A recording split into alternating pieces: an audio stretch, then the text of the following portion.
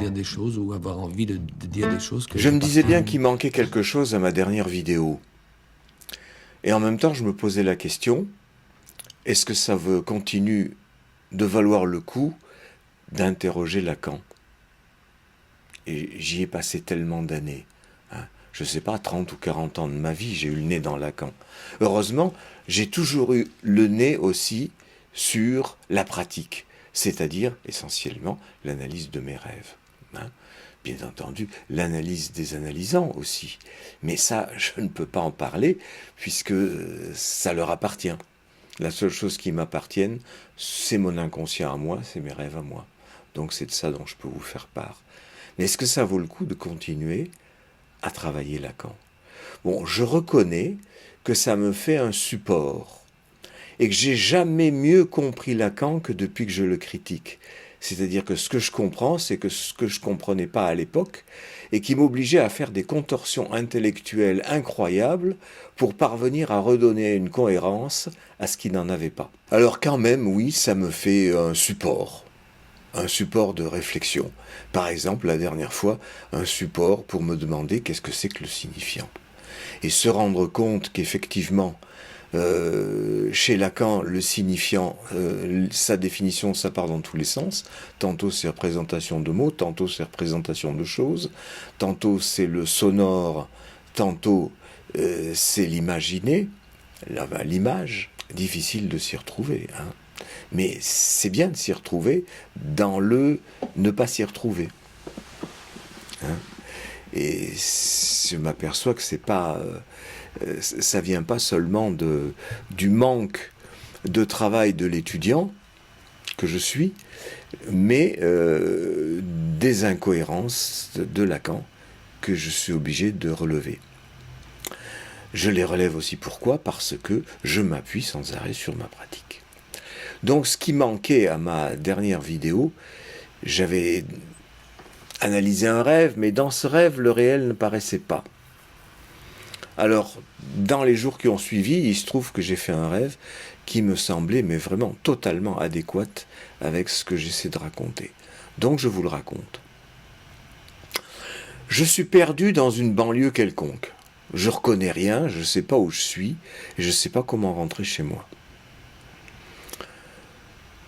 Je me demande si je vais demander à des passants ou si je vais consulter mon téléphone. Dans la réalité, je consulte mon téléphone, c'est tellement plus simple. Il y a une application qui s'appelle Plan et qui vous donne exactement l'endroit où vous êtes par rapport à la ville. Eh bien là, non, je décide plutôt de consulter mon téléphone, mais je ne le consulte pas. Je vais me réfugier dans un abribus parce qu'il s'est mis à pleuvoir. Et je ne vois pas pourquoi ça m'empêche de consulter mon téléphone, mais je ne le consulte pas. Et vers cet abribus arrive un énorme bus articulé qui a plusieurs indications à son fronton, mais indications qui ne me disent rien du tout. Ça ne me dit pas où va le bus, si c'est ma direction, si c'est pas ma direction, j'en sais rien. Des tas de gens se précipitent pour monter dans le bus, mais moi je choisis de ne pas y monter parce que je ne suis pas sûr du tout de là où il va me mener. Voilà, et donc le bus part sans moi. Cependant, dans l'abribus, je me retrouve avec un jeune homme qui ressemble à un jeune prof d'université, de préférence prof de gauche. Il y a peut-être là sa femme et quelques amis à lui aussi. Et lui, il a l'air de savoir où il va. Et d'ailleurs, l'instant d'après, je me retrouve en voiture avec lui.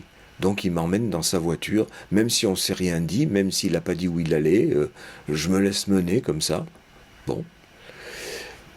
Et à un moment, c'est changé. Au lieu d'être en voiture, on est toute une troupe de gens qui allons vers je ne sais où. Et je suis toujours à côté de ce jeune prof qui a l'air toujours de savoir où il va. D'ailleurs, je lui demande et il me dit qu'il va vers la barre. Et la barre, il me l'indique là-bas au loin, au flanc d'une colline, c'est une barre d'immeuble tout simplement. Et moi, je ne vais pas à cette barre. C'est pas ça, ma maison. Donc, je ne peux pas aller avec lui. Donc, après consultation de ma femme, entre guillemets, parce que je ne sais pas bien qui c'est, on décide de quitter cette troupe de gens pour chercher notre chemin ailleurs. On erre un peu dans les rues, on traverse une cour intérieure et on rentre dans un café. Mais pour rentrer dans ce café, c'est une petite porte et en travers de la porte est assis un très vieil homme qui ne fait pas mine de nous empêcher d'entrer, mais enfin, il faut quand même l'enjamber pour passer. Et on se retrouve dans ce café qui est quasi désert, qui est très vaste, mais un peu vieillot, un peu crade. Et dans un coin, il y a un immense chaudron qui mijote sur le feu. Et c'est une jeune fille, voire une gamine, qui surveille la cuisson. Ça fait un peu tableau XVIIIe siècle, vous voyez, parce que la fille est habillée très sombre et avec une robe longue. Bon. Et c'est à ce moment-là que je m'aperçois que j'ai oublié mon pull. Je l'ai laissé avec le jeune prof dans la foule des gens. Donc il faut essayer d'aller les retrouver si je veux retrouver mon pull. Nous sortons, il faut toujours enjamber le vieil homme, et au moment où je vais l'enjamber, il se penche en avant comme pour cracher quelque chose. Mais j'ai le temps de passer avant qu'il ne me crache dessus. Et nous voilà aérés dans les rues, et à un moment, il faut monter une espèce de falaise, qui n'est pas tout à fait verticale, mais presque, avec des mousses, ici et là. Et c'est très sombre, c'est pratiquement la nuit. J'y vois rien, et ma femme, toujours entre guillemets, parce que je ne sais pas qui c'est toujours, monte devant moi parce qu'elle a l'air de savoir où elle va. Et moi, je suis très angoissé par cette montée, mais j'aperçois tout en haut, dans une vague pénombre, un interrupteur très important, c'est presque un levier, hein, vous savez, comme dans les boîtes de fusibles, mais différent, c'est quelque chose d'autre. En tout cas, c'est pas un bouton, c'est un levier. Et j'aspire à arriver vers ce levier pour faire la lumière, mais en fait, quand j'arrive en haut, la lumière est là, et j'ai pas besoin. Et on continue donc dans les rues à errer, à chercher notre chemin, et surtout à chercher la troupe des gens avec le jeune prof qui a mon pull. Voilà. Comme d'hab, au réveil, une fois que j'ai eu dicté ça dans l'iPhone, je me suis dit, nom de Dieu, ça ne veut rien dire. Je ne comprends rien. Et comme d'habitude, en m'y attelant un peu, j'ai compris. Voilà ce que j'ai compris. Je suis au pays du réel. Le pays du réel, c'est un pays sans indication, où je reconnais rien. Je vois des rues, je vois des maisons, mais je suis incapable de vous les décrire. C'est le concept de rue, le concept de maison, c'est beaucoup plus qu'une vision réelle. Et en fait, oui, c'est une vision réelle. Là, mon mot a dépassé ma pensée. J'ai utilisé le mot tel qu'on l'utilise dans le langage courant. Et dans le langage courant, on emploie réel pour réalité. Mais là, c'est bien le réel dont il s'agit, c'est-à-dire un lieu où rien n'est repérable. Donc je suis perdu. Et je pense que je me suis servi des inscriptions qui sont dans ma mémoire et qui datent de l'époque où je suivais mon père ou ma mère dans la rue, mais je ne savais pas lire, je ne savais pas où on allait, donc j'étais perdu. Bon, j'avais le repère de mon père ou de ma mère, mais il y a des inscriptions qui se sont mises dans ma mémoire et qui ressortent de temps en temps sous cette forme de un endroit où je suis perdu et que je ne peux pas vous décrire. Mieux, les indications sur le bus, au fronton du bus, elles ne me disent rien, je ne peux pas les lire. Elles sont devenues illisibles. Ça ne m'indique rien du tout. Comme quand j'étais petit et que je pouvais voir des panneaux de circulation, ou même les devantures des magasins où il y a souvent des inscriptions, des écritures plus exactement, je ne pouvais pas les lire. Pour moi, ça ne disait rien, comme ces inscriptions du bus. Donc tout ça remonte dans ma mémoire, tout ça n'a pas été effacé. Pour reprendre la question de Lacan avec Robinson Crusoe et la trace de pas qu'il efface pour laisser la place au signifiant. Encore qu'on ne sait pas trop, dans la façon dont il en parle, si le signifiant c'est la trace, ou si c'est la trace effacée, ou si c'est la croix mise par Robinson à la place de l'effacement de la trace. Selon comment on lit le texte, on peut comprendre chacune des trois choses, chacune des trois possibilités. Ce qui est bien compliqué quand même pour comprendre. Alors que chez moi, c'est simple. Si c'est, justement, je n'ai que des traces qui ne sont pas des traces de pas, parce que ça ne renvoie pas à quelque chose de précis. Ça ne renvoie pas à un homme. Ça renvoie à vaguement la ville. Mais tellement vaguement que non, ça c'est pas du signifiant, c'est pas du signifié, c'est hors langage, c'est des inscriptions. Puisque même les écritures, je les lis comme des inscriptions, c'est-à-dire quelque chose que je ne peux pas lire, alors qu'une écriture, je peux la lire. C'est une distinction qui m'est propre, j'ai fait cette différence entre inscription du réel et écriture que l'on peut lire, donc du symbolique. Donc, je suis dans ce réel, mais alors le bus quand même, le bus articulé, ça c'est assez quand même précis. C'est pas comme tout l'environnement qui est flou, même la foule des gens qui montent dans le bus est flou. C'est des gens, un paquet de gens, c'est rien, c'est du réel. Mais le bus, lui, il est très clair.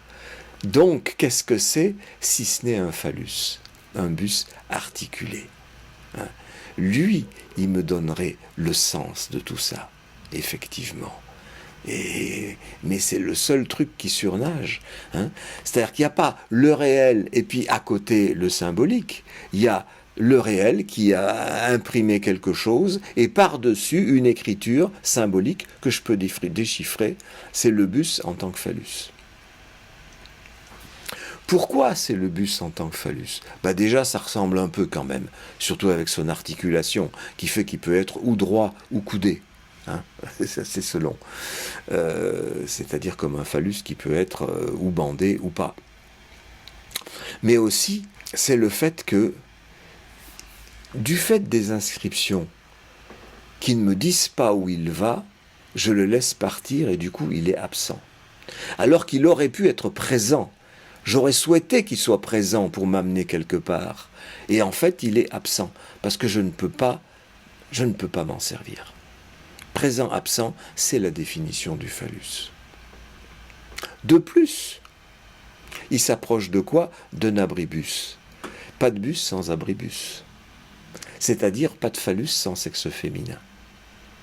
Et si ce sexe féminin est humide, puisqu'il pleut à ce moment-là, c'est encore mieux, parce que c'est ça qui donne son sens au phallus. Il n'y a pas de phallus en soi, ou ça serait le pénis si on veut, mais c'est très difficile de trouver l'existence d'un pénis, puisque justement, tout le monde sait qu'il n'a pas d'existence, ce pénis, s'il n'est pas le phallus, c'est-à-dire s'il n'est pas en correspondance avec un abribus, c'est-à-dire un vagin, mouillé de préférence. C'est-à-dire c'est le désir qui est en question, beaucoup plus que l'anatomie. L'anatomie fait le support de la chose, bien entendu, mais c'est le désir qui est en question, c'est-à-dire bus articulé mais droit et abribus mouillé. D'ailleurs, qui est-ce que je retrouve dans cet abribus? Je dis un jeune prof, de préférence de gauche. Bon, avec sa femme et peut-être des amis. C'est rien d'autre qu'une image de moi quand j'étais jeune. Le désir, là, c'est pas seulement le désir inhérent à un phallus, c'est-à-dire celui de trouver un vagin, c'est celui de me retrouver à l'époque où je pouvais en trouver. C'est-à-dire où j'étais jeune et où j'avais une femme. Peu importe laquelle, puisque j'en ai eu quand même quelques-unes, en plus de celles que j'ai épousées. Mais comme c'est plus le cas, mon désir va vers les retrouvailles de cette jeunesse. Je dis prof de gauche parce que, j'ai toujours plus ou moins été de gauche, mais enfin plutôt écolo que de gauche. Ça ne veut pas dire grand-chose pour moi tout ça, vu que je fais très peu de politique. Ce qui ne m'empêche pas d'avoir une opinion. Mais prof, oui, prof d'université de préférence. Parce que en plus de mon boulot d'analyste, j'aurais bien aimé être prof d'université. Je ne l'ai pas été. Bon, en rêve, je le deviens. C'est pratique. À la fois jeune, à la fois prof, et sans doute analyste aussi, ça c'est ce que je reste. C'est la seule chose qui me reste. Donc autant en profiter, et si possible jusqu'au bout, puisque c'est un métier qui me passionne. Au point de vous faire des vidéos pour vous le transmettre. Donc, que se passe-t-il à partir de ce moment-là? Je me retrouve en voiture avec ce jeune prof, parce qu'il a l'air de savoir où il va, lui. Moi, je ne sais pas, je suis toujours au pays du réel, je ne sais pas où je vais. J'ai perdu mon chemin. Donc lui, il va m'amener. Comme mon père dans la voiture qui conduisait, ou ma mère d'ailleurs qui conduisait aussi, pouvait m'amener là où il savait qu'il fallait aller. Moi, je ne savais pas. Donc je me laisse conduire. Et puis à un moment, on sort de voiture, je ne sais pas pourquoi, et on se retrouve à marcher. Et c'est là que je me pose la question de quand même où est-ce qu'il m'emmène. Donc je lui demande et il me dit la barre. Alors c'est une barre d'immeuble. Et là c'est formidable parce que voilà un signifiant. Un signifiant au sens de Saussure, c'est-à-dire ce qui s'entend. Puisque ça peut s'entendre de deux façons différentes, la barre d'immeuble ou la barre qui barre le chemin. Parce que ce chemin-là m'est barré. C'est pas ma maison, cette barre. C'est là où il va, ce jeune prof, je ne peux pas aller parce que je n'ai plus l'âge. Mon rêve tient compte de la réalité. Il ne tient pas seulement compte du réel qui s'est inscrit depuis ma plus tendre enfance, il tient compte aussi de la réalité de tous les jours, c'est-à-dire celle de maintenant, qui fait que je ne peux pas redevenir jeune et aller dans la maison de ce jeune prof. Donc ça, c'est un signifiant au sens de Saussure, au sens de la représentation de mots chez Freud. C'est ça qui peut avoir deux sens. Et comme je vous l'avais fait remarquer dans la vidéo précédente, Lacan, dans les extraits que je vous avais indiqués, ceux du séminaire 3, les psychoses, il amenait le signifiant comme une représentation de choses, puisqu'il s'agissait de la trace de pas. Mais comme mon bus et mon abribus ne sont pas des signifiants, ce sont des représentations de choses, ou alors il faut donner au signifiant une autre définition, celle d'être un signe qui peut être à la fois sonore ou imagé, qui a un signifié, le signifié bus, le signifié abribus, et une signification, le phallus et le vagin. Avec la pluie, le désir. La pluie étant aussi un signifiant dans ce sens-là, au sens où il peut donner un signifié, pluie, et une signification, désir féminin. Voilà qui me semble clarifier un peu l'emploi des termes, et qui nous sort un peu de la confusion lacanienne. Donc, le chemin m'est barré comme retour à la jeunesse. Donc, qu'est-ce que je fais? Eh bien, je retourne vers encore plus archaïque. Je sors de cette troupe de gens, je sors de la société, et j'arrive après cette cour intérieure, j'arrive dans ce café, quasi vide, un peu crade, un peu ancien, dont l'entrée est gardée par un vieux monsieur. L'entrée est gardée, d'accord, il ne m'empêche pas de rentrer. C'est mon rêve.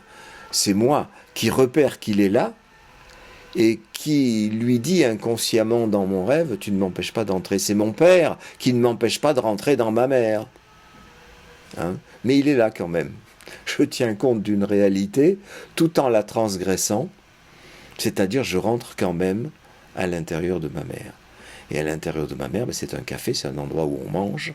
Effectivement, on trouve toutes les nourritures, dont un chaudron qui est en train de mijoter, un énorme chaudron. Et donc, qui est la fille à côté? Eh bien, ça peut être ma mère jeune, après tout, puisqu'il y a évocation du XVIIIe siècle. Vous voyez, c'est l'archaïsme le plus absolu, je ne peux pas faire mieux. Hein. Enfin si, je pourrais faire encore mieux, je pourrais faire Renaissance ou Moyen-Âge, puisqu'il est question de se remettre dans cet endroit pour renaître. Hein. Mais j'ai choisi XVIIIe siècle, va savoir pourquoi, à cause de son image de robe longue et de l'effet un peu peinture de genre, peinture quotidienne, ce qui était à peine le début au XVIIIe siècle de ce type de peinture, puisque avant on ne peignait que des personnages sacrés ou des grands personnages qui pouvaient se payer les services d'un peintre. Mais des scènes de café, de paysans, etc., ça commence à peine au XVIIIe siècle. Ah non, c'est pas vrai, je raconte des bêtises. Il y avait déjà de la Tour avant au XVIIe, et Caravage. Qu'est-ce que je déconne. Bref, je ne suis pas un critique d'art, et j'ai pas étudié l'histoire de l'art. Voilà, ça me manque un peu, c'est pas grave. Mais c'est pas le plus important dans l'histoire. Dans l'histoire, l'important, c'est cette jeune fille. J'ai dit ma mère jeune, mais ça pourrait être aussi la petite fille qui est née très longtemps avant ma naissance, et même avant la naissance de mes frères, quelques 20 ans avant moi, et qui est morte à l'âge de 3 jours. Mais on m'en a parlé, donc pour moi elle est dans le ventre de ma mère. Elle y est restée, puisque je ne l'ai jamais vue. C'est comme si elle était restée dedans. Donc je la retrouve là. Mais j'ai hésité au moment de mon récit, j'ai dit une jeune fille, presque une gamine. Qu'est-ce qui distingue une gamine d'une jeune fille ? C'est les règles, cette idée. Or, justement, ce chaudron me rappelle aussi l'histoire du concombre masqué dont j'ai parlé dans l'analyse de notre rêve il y a quelque temps. L'histoire du concombre masqué qui remonte à l'intérieur d'un espèce de tunnel attiré par l'odeur d'une cuisine, et au bout il voit une lumière rougeâtre et il arrive dans une cuisine justement où un chef de dos cuisine dans une énorme marmite, de la sauce tomate. Et alors, surpris par le concombre, le chef se retourne, renverse la marmite, et ça fait un flot de sauce tomate énorme qui risque de noyer le concombre. Bon, voilà. Autrement dit, j'ai le choix. Soit, dans la marmite, ce sont les enfants qui mijotent, soit, c'est les règles, et il n'y a pas d'enfants. Donc, j'aurais pu être né ou ne pas être né. Je remonte à cet archaïque-là, c'est-à-dire cette possibilité, comme si ça avait été pour moi un choix possible d'être ou de ne pas être. Telle est la question, comme disait Shakespeare. Donc, j'en reste là. Et je décide de ressortir, parce que c'est à ce moment-là que je me rends compte que j'ai oublié mon pull. Pourquoi à ce moment-là ? Parce que combien de rêves ai-je fait dans lesquels je reviens dans le ventre de ma mère pour chercher quelque chose que j'y ai oublié. Ce quelque chose, c'est le phallus, évidemment. Cette fois, il prend la forme du pull. Pourquoi pas ? Ça peut prendre n'importe quelle forme. Que ça ressemble, comme le bus, ou que ça ne ressemble pas du tout, comme le pull. Dans le pull, ce qui compte, c'est sa présence-absence. Il est présent dans ma tête comme signifié, et dans la réalité, il est quelque part, parce que comme dit Lacan, dans le réel, rien ne manque. Non, c'est dans la réalité que rien ne manque. C'est vrai que dans le réel, rien ne manque non plus. Et c'est d'ailleurs une question qui se pose, parce que dans le réel, où je ne trouve aucun repère, où je suis perdu au début du rêve, eh bien, ce bus, cet abribus, me font quand même repère. Et le bus me manque, puisque je l'ai manqué, à cause du fait que je n'ai pas pu le déchiffrer. Donc, ça fait quelque chose qui manque, mais non pas dans le réel, mais parce que je me promène dans le réel avec mes habits symboliques et imaginaires. C'est-à-dire avec les manques que j'éprouve toujours dans mon sommeil, c'est-à-dire aussi dans ma vie de veille, dans ma vie de tous les jours, d'aujourd'hui. Toutes les périodes sont mélangées dans le rêve. C'est bien pour ça que je reviens là-dessus en disant, non, rien ne s'efface. Et c'est pas parce qu'il y a du signifiant qui vient signifier quelque chose et apporter une signification inconsciente que ça efface quoi que ce soit du réel. Nous retenons tout, ou si pas tout, au moins tout ce qui nous importe. Et vraisemblablement, peut-être bien que ce réel m'importait parce que c'était le décor où mon père ou ma mère m'amenait dans une ville. J'en sais rien, là je fais des hypothèses. On verra avec les prochains rêves qu'est-ce que ça m'amène. Mais parce que je me demande pourquoi j'aurais retenu une certaine forme de réel et pas une autre. Ça fait des questions qui se posent. Mais en tout cas, ce qui est manquant, c'est pas quelque chose dans le réel, c'est le bus, l'abribus qui viennent, c'est mon pull. Présent, absent. Donc, je rends compte de cette absence dans le café, c'est-à-dire dans le ventre de ma mère. Mais cette fois, j'en sors pour aller le chercher, ce qui est la bonne idée. Parce que si j'étais venu le chercher là, comme d'habitude, dans tous mes autres rêves, je ne l'y aurais pas trouvé. Néanmoins, c'est là où j'imagine qu'il pourrait être. Mais là, j'imagine qu'il est dehors. Donc, je refranchis le bonhomme qui garde la porte et qui va cracher quelque chose à ce moment-là. Il me semble que cette figure-là, du coup, ce n'est plus celle de mon père. Il est toujours là, mais il n'a plus besoin d'empêcher l'entrée, puisque je sors. Donc il ne va pas m'empêcher la sortie. Par contre, il fait comme s'il allait cracher. Or, en ce moment, du fait de mes médicaments anticancéreux, j'ai la bouche sèche, j'ai des inflammations de la langue, j'ai des aphtes. Donc je suis obligé de les traiter avec des bains de bouche. Donc les bains de bouche, il faut en faire fréquemment, 8 à 10 fois par jour, donc je suis tout le temps en train de recracher. Donc je pense que ce type-là, c'est devenu moi. Je me suis identifié à mon père en tant que gardien de la porte. J'ai intégré le fait que ma mère était interdite. Donc je sors pour chercher mon pull dehors. Seulement dehors, qu'est-ce que je trouve ? Je grimpe une falaise. C'est-à-dire que je trouve quoi ? Une autre image, donc un signifiant au sens de la représentation de choses, qui fait signifier falaise, signification inconsciente, c'est encore le vagin de ma mère que je grimpe. Je regrimpe dedans à nouveau pour espérer trouver mon pull là-haut. Donc ça revient. J'ai beau avoir intégré l'interdit du retour dans ma jeunesse, dans mon enfance, dans l'utérus maternel, eh bien, même si je l'ai intégré, je continue d'en rêver. Ce désir ne s'efface pas. Et là, il y a aussi quelque chose de très différent entre moi et Lacan, c'est que pour Lacan, il y a une normativité. On doit arriver à intégrer l'identification au père, c'est-à-dire intégrer l'interdit. C'était aussi ça chez Freud. Le complexe d'Oedipe disparaît et est remplacé par le surmoi. Je vois que le complexe d'Oedipe chez moi est bel et bien remplacé par le surmoi, mais il continue d'exister en dessous. Je l'ai dit 50 fois, mais ça mérite toujours d'être répété, puisque ça se répète.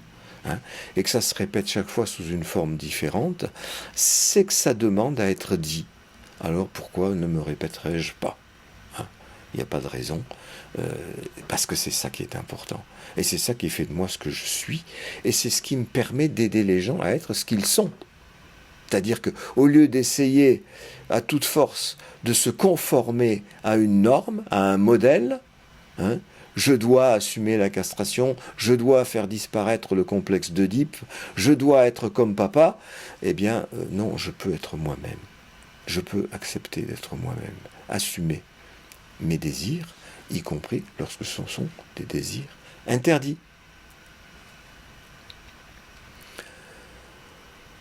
Donc je trouve dans cette sombritude du vagin maternel que je suis en train de grimper, je devine le levier au-dessus qui va m'apporter la lumière. Vous avez deviné, ce levier, c'est encore une fois une image du phallus, à moins que ce soit une image d'un clitoris un peu développé, parce que c'est quand même petit, un interrupteur.